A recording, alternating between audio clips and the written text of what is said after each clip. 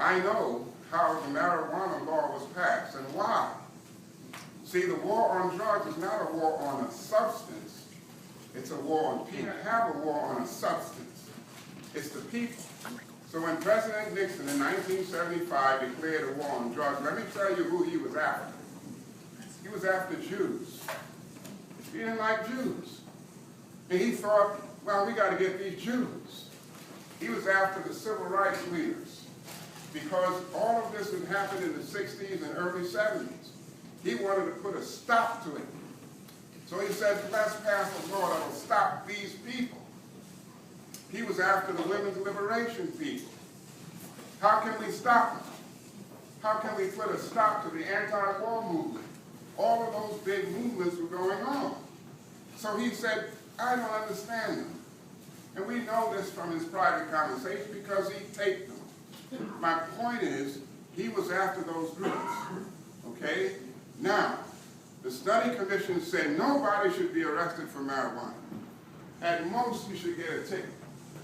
But he couldn't figure out why black people didn't like riding in the back of the bus. What's wrong with that, he said. The back of the bus arrives at the bus stop same time the front does.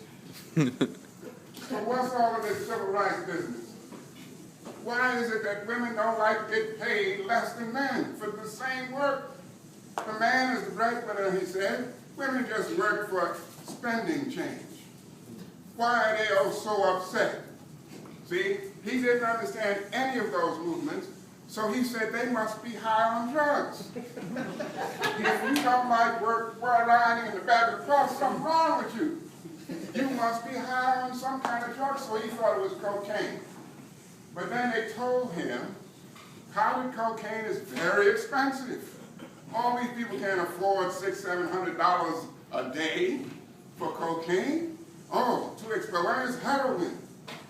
Then he said, they explained to him, no, Mr. President, it's not heroin because a person who's high on heroin goes to sleep, they go like this. So he went out and announced, here I have a war on drugs. Hit him with a hammer was what he said. Hit him with a hammer, that means put him in jail. Now, you can hold a gun in your hand and not go to jail.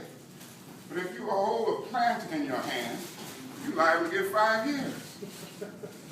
See the difference? Now this is falling on the black community. And what happens is, what we were talking about over here, black people become afraid of the law. So you say, sign a petition. They're scared. There's a gut reaction. I don't know if I want to get that close to the legal system. See, there's a fear. See what I'm trying to say?